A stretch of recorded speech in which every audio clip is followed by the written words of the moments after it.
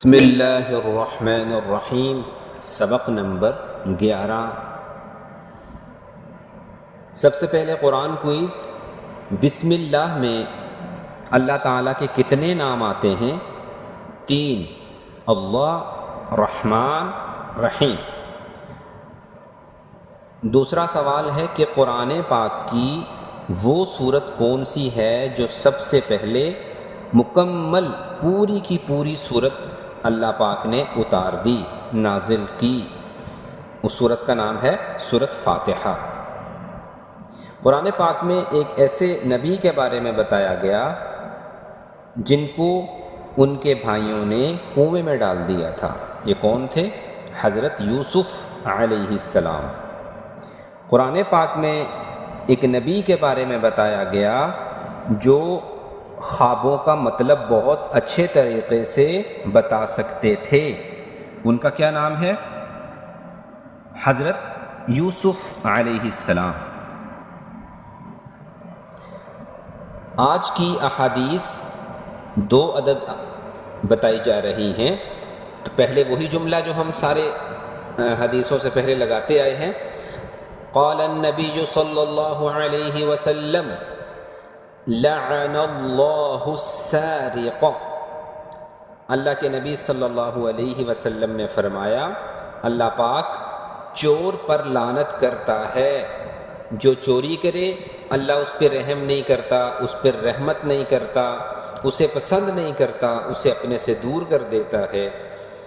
اور دوسری حدیث پاک ہے قال النبی صلی اللہ علیہ وسلم اذا سألت فاسأل اللہ۔ جب آپ کو دعا مانگنی ہو، دعا کرنی ہو تو صرف اللہ سے دعا کرنی ہے۔ جب سجدہ کرنا ہے تو صرف اللہ کو سجدہ کرنا ہے۔ سارے نبی، ساری کائنات کے ولی اللہ تعالیٰ کے سامنے سجدہ کرتے، اللہ سے مانگتے اور اللہ سے دعائیں کیا کرتے تھے۔ آج کے لیسن میں تھوڑا سا نماز کا ترجمہ جو آپ نے ابھی چند دن پہلے اچھے سے یاد بھی کی تھی تلفظ کے ساتھ، اسی کا ترجمہ آسان سا۔ سبحانک اللہم، اے اللہ آپ پاک ہیں۔ اس کا مطلب ہے کہ آپ سونے سے پاک ہیں، کھانے سے پاک ہیں، یعنی آپ کھانا بھی نہیں کھاتے، آپ سوتے بھی نہیں، آپ کو اونگ نہیں آتی، نیند نہیں آتی، اور آپ کے بچے نہیں ہیں، آپ سب کو پالنے والے ہیں۔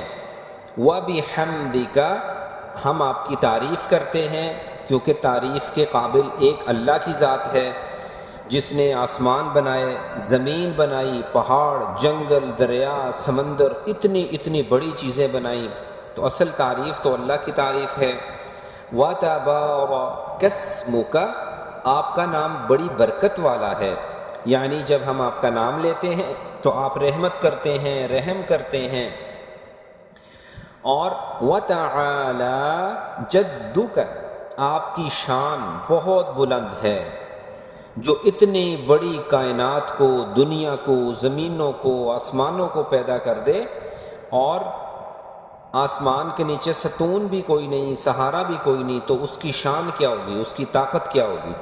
وَلَا إِلَٰهَ غَيْرُكَ، آپ کے سوا کوئی عبادت کے لائق نہیں، یعنی صرف اور صرف عبادت کریں گے تو ایک اللہ کی کریں گے، کسی اور کی عبادت نہیں کریں گے، صرف اللہ کی جو ہمیشہ سے ہے، ہمیشہ رہے گا۔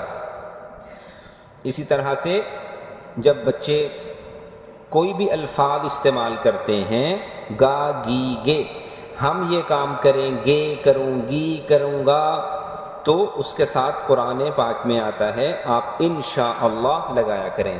میں ہوم ورک کروں گی انشاءاللہ، میں کھانا کھا لوں گا انشاءاللہ، میں ابھی آتا ہوں انشاءاللہ۔